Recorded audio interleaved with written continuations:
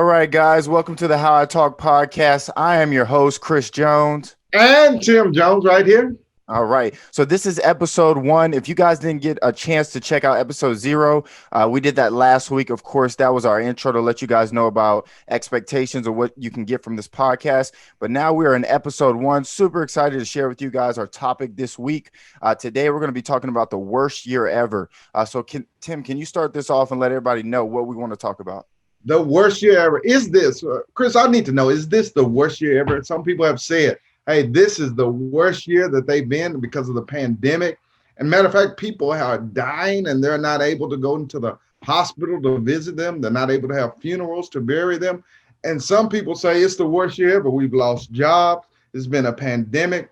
I don't know. What do you think? Is it the worst year? I guess it depends on perspective. Some people will say, hey, it's been my best year. I know it just depends on perspective. Some people will say it's my worst year because of all the tragedies and all the things. And you know what? I can always look to the Bible and see an example of that. But when we look at the lives of people, people would simply say this election and all that has happened in it, this has got to be the worst year. Is there even a worse year on record? Well, I don't know. Do you remember the Spanish flu? The Spanish flu. A lot of people died from that. So we could look at that and say, they probably said it was the worst year ever. You can look through history. A lot of people have probably said this is the worst year ever. But what really constitutes being the worst year? What really makes it the worst year? Is it because you lost a job? Guess what? You lose jobs in every year. So this is not the only year you lose a job. People lose jobs every year. Is it because they're saying, well, we don't have enough food or we're not making enough money? That happens every year. Name me something that you would say this year that doesn't happen. Well, the only thing, the pandemic. And, unfortunately, people die. Unfortunately. It's unfortunate. People die. And we don't want to make light of that. That's not the goal. But people do. They die. And it may be the worst year because you weren't able to attend the funeral. I know some people who had to have funerals and they simply only had their picture. They weren't able to attend. At the beginning of the pandemic, the funerals were just simply a picture. You were not able to go to the gravesite, and their hearts were broken. And they said, you know what? This is the worst thing could ever do. I could not grieve the death of my parent, the death of my spouse, friend, or relative. And that can really hurt sometimes. That can really hurt people. Yeah. What do you think? I do think it is perspective because everybody has their own perception of what is good and what is, bad or what's worse and what is better. Better to some people is, hey, I made more money this year. It's the best year I've ever had. But on the contrary, the worst year could be my faith has suffered. I've lost a lot of friends or relatives, things like that. So I think it is all about perspective and what do you constitute as a bad year or a really good year? What do you value most? I think that's what's important. What do you value most? If your best year is on, hey, I made more money, my business grew, this is the best year ever, but other areas in your life have taken a substantial dip, then you have to look at it from an overall perspective. Maybe say, hey, outside of the money, I didn't really grow. I didn't really advance, or people around me have made have had a huge impact from this pandemic. So I think it is all about perspective. What would you say for yourself is would you say is a better year or a worse year? For myself, I would say it was a better year. And why? We may have seen the pandemic, but one, nobody died around me. So I would say one, nobody in my family died. Nobody in my family contracted the disease. So for me, it would go back to family. So if my family's healthy, I'm all right. Mm. But that was the main thing. And number two, I would say it wasn't a worse year because I didn't lose a job. So some of the things that people may say this is considered the worst year, if it didn't affect me in that negative manner or that manner at all, then I may look at it as some of the best years of my life. But I think the main reason for me that trumps all of that is that I have a certain joy and peace that resides. And because that resides there, it doesn't matter what the outcome may be. It doesn't matter if people the pandemic, it doesn't matter what circumstances or situation I'm in. That doesn't determine whether or not I have a good year or a bad year. And see, people I think let circumstances determine whether or not they have a good year or a bad year. So if you allow death to determine if your good year is good is bad, well, that's going to be the determining factor. So it has to go back to each individual. What are they going to allow that determines if they have a good or bad year? And if they say it was money, well, that's your determining factor. Is it good or bad year? You say, where's my health? Was that your determining Well, let factor me say of this. a good or bad year?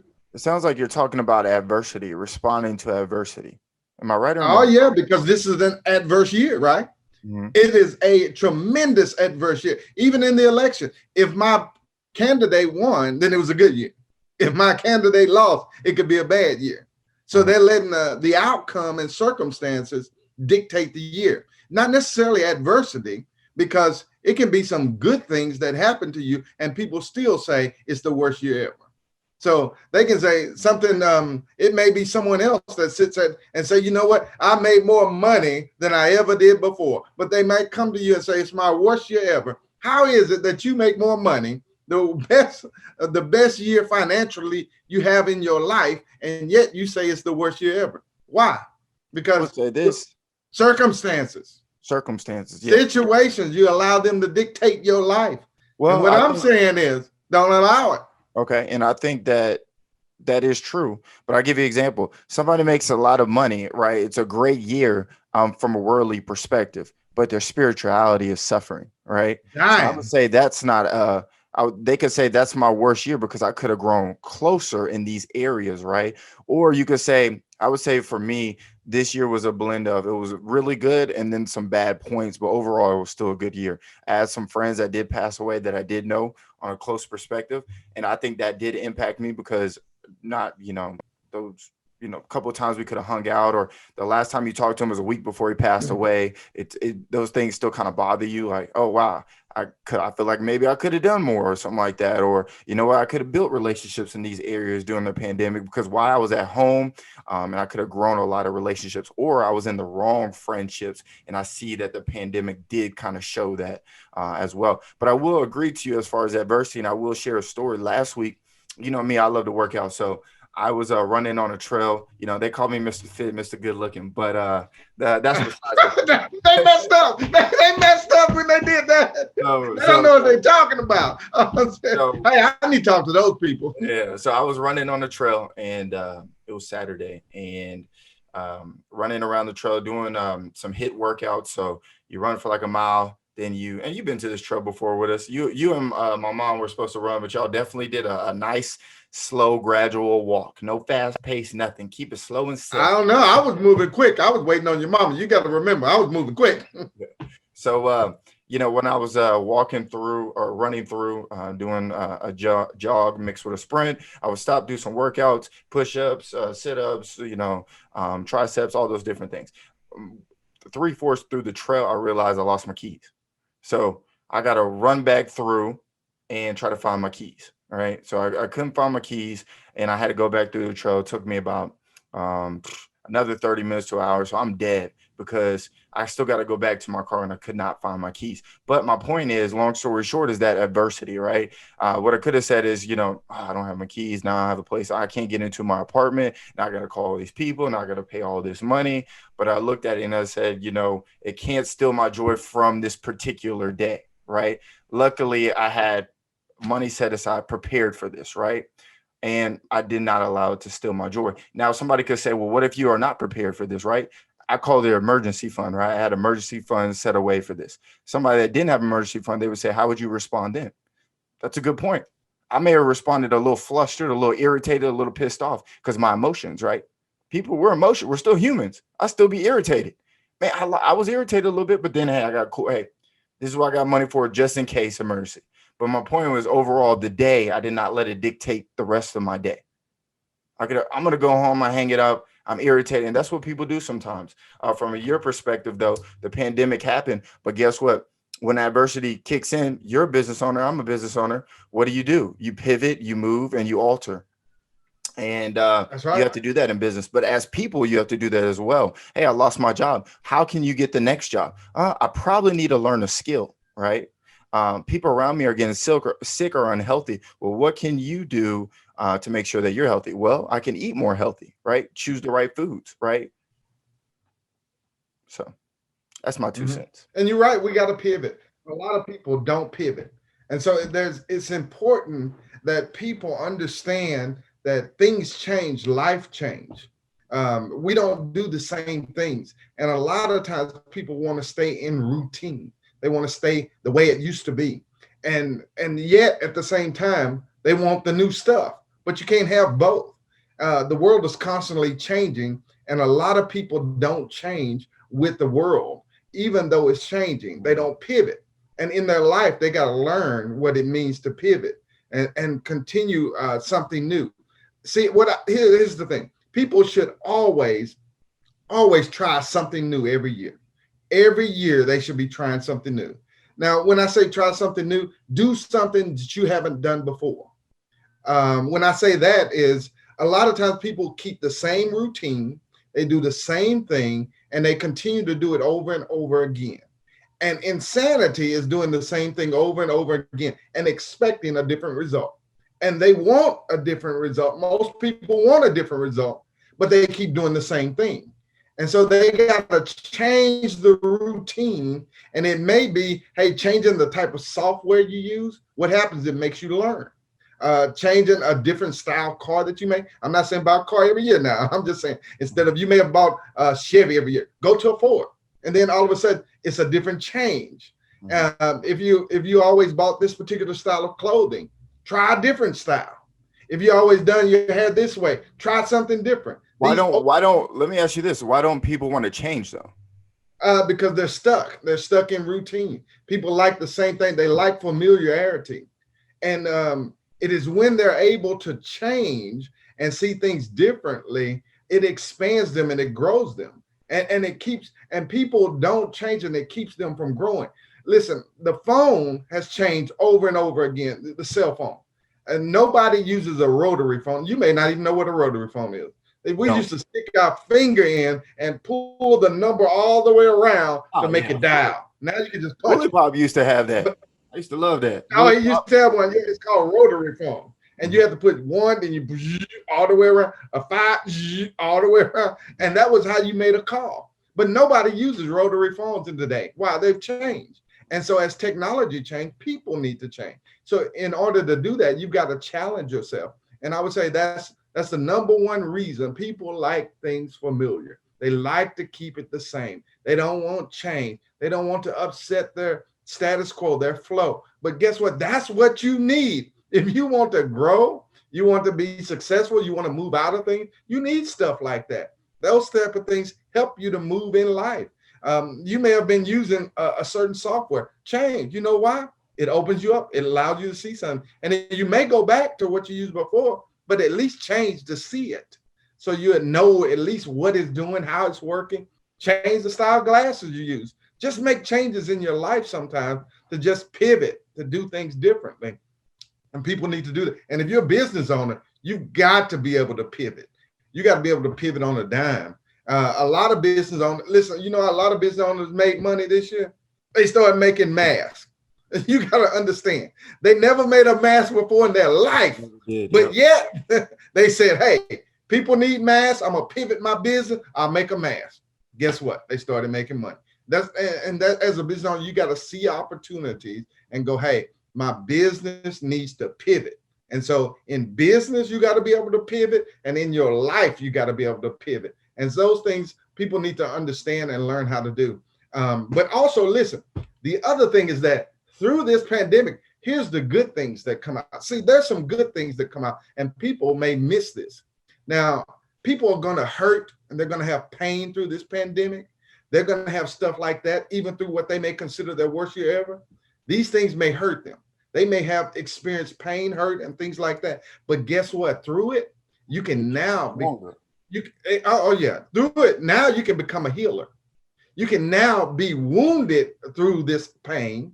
You can be wounded through a pandemic. You can be wounded through a lot of things. But it's now through your wounds that you can now become a healer to someone else. You can now become the wounded healer. You know, that's a book by Henry Nouwen called The Wounded Healer. And he wrote this book.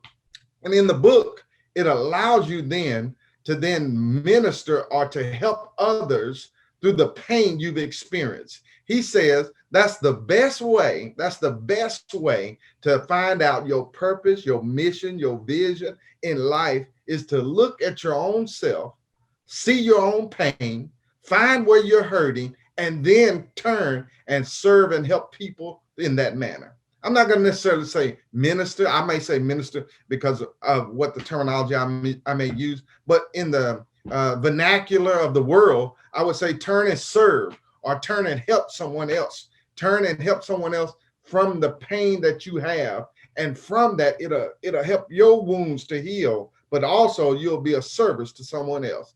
See, these are the type of things that'll help you grow and help you move out of being what you consider the worst year. It'll turn your worst year into your best year because now you're serving and doing something outside of yourself. Oh, Chris. So okay, he's preaching now. But see, I think I guess what you're saying is responding to adversity. You said being uncomfortable, and then of course, this will make you stronger. So the next time you do get hit in the mouth or pushed down, you respond adequately, and you That's respond right. quicker, and you don't put your head down. You keep walking forward because I've been through this before, right? That's But a right. lot of people after this year will say, you know what? I'm gonna hang it up. I'm done. I can't do this no more, right? Oh no, don't But do that like the again, ostrich. yeah. But again, that will put you behind right there. That'll put you behind from all these people that are moving forward, and the world is shifting at the same time. The world is spinning on an axis right now and changing 360.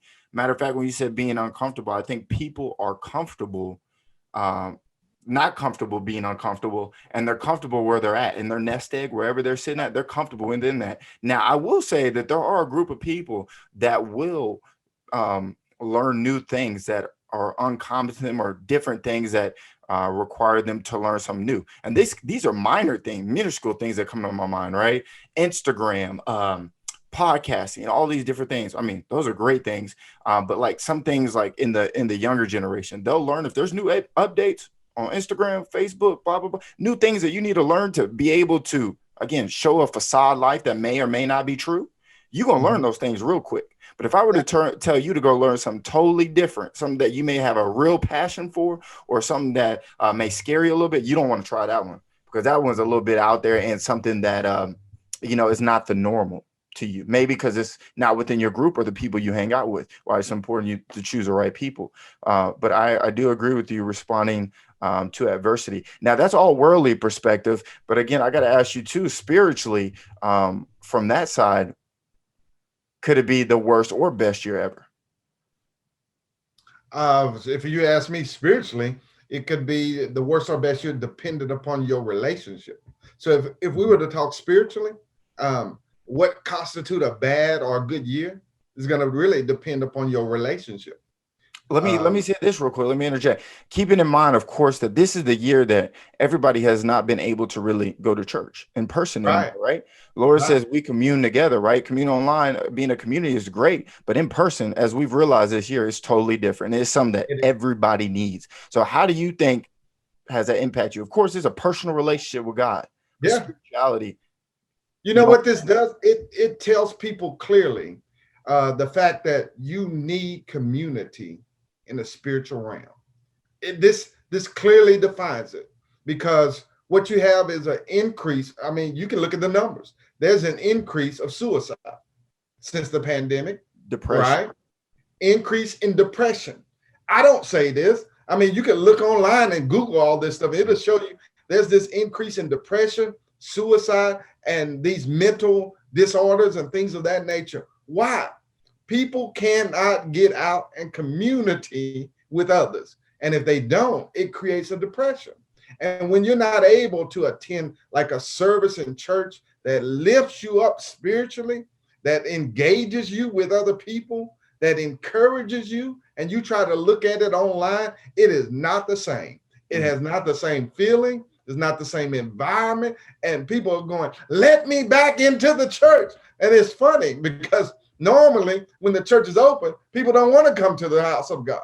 But now that it's closed and they say, well, you really can't come in, people going, I want to come.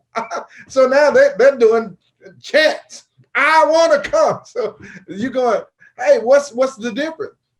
Is the difference is they start to realize and people start to see that this church is necessary. It's needed. I mean, this idea of community and sharing the word of God, it is something that is, you would have to say, is almost required. And it keeps you from being depressed. I look at people's Instagrams and Facebooks and stuff like that, and you can see the darkness that has come upon their pages and what they're posting and putting out there. Now, they were once, they may be singers of light, and then all of a sudden now they're diving into different darkness in their pages. Why? Because there's no church and there's nobody encouraging them in the word of God to go forward, to move on. And so that is something I think that is important, and people need to see how important that is in their lives. Yeah, 100%. I agree. Um, and as far as like spirituality, I would even speak for myself that it has taken an impact. One, because the churches are not open, and then two, of course, it's a personal relationship, right? So now that you don't have the access to church, what is your relationship with God? I think it did shine a light on that, right? Because in a Yep. fast-paced environment, you're working 40, 50, 60 hours a week. If you got kids, if you don't have kids, if you're married, you're in the tussle and bustle of the life, right? Yeah. You just everything is about being on a schedule, right? And now everything is pretty much slowed down. Now you got more time than you probably ever had in your entire life, and You now it's got it. shining direct light on what does that look like, whatever your relationship with whoever you believe in, but what is that shine a direct reflection on? Right. And yeah, you got a Bible right next to you. You can read all day. You can look on, scripture, or listen to people online. But I think that did have a complete reflection on, is your relationship really authentic with God, and if so, how deep is it? You Yeah. know. And people find out online is not all it's cracked up to be. Now it's a good. Don't get me wrong. There's some good things, a lot of good qualities about it, but the in person just trumps it. It just simply trumps it. And people will tell you that. I mean, online work and things like that, they're good. There's nothing wrong with that. But it's something about community, being around other people, that just keeps people from just drifting off in depression, being able to just have a soda with someone, just sitting there at the soda machine or drinking coffee with, just talking about your day. You don't talk about anything. You might just say, hey, how the kids? Well, you really don't have that interaction online. Being able to shake someone's hand, the touch Mhm. of another person is so important. I mean, you can Google this if you want about the touch of a person in your life. And the touch of a person can do so much. A handshake can, oh, you can, it can change your world. The way someone touches you, the way they reach their arm around and hug you, the way they just put their hand on your shoulder and they can say, it's going to be okay. That's a big difference than somebody through Zoom just going, hey, it's going to be okay. That's a big difference. It's a big difference in having a Bible study sitting next to someone and you're laughing and talking that's sitting in Zoom. It doesn't have the same interaction. I mean, it works good for the business world because the interaction is tends to be a little bit colder in business. It's not as warm. It's all But about in the the dollar, spiritual realm, the interaction tends to be a little bit more warmer right? and affectionate toward one another in a loving and a brotherly love type manner. But in the business world, you don't have to have that. It's meant to be cold. Matter of fact, it's better if I stay away from you because I don't want any lawsuits. I don't want any corruption or anything like that brought upon me. So in the business world, it's better. Hey, let's keep it cold. Let's make sure don't touch me, I don't touch you, and we don't have any issues. You Right. see, so it's better that way. But when it comes to the church, the spiritual realm, you want the affection of others. It is just totally different.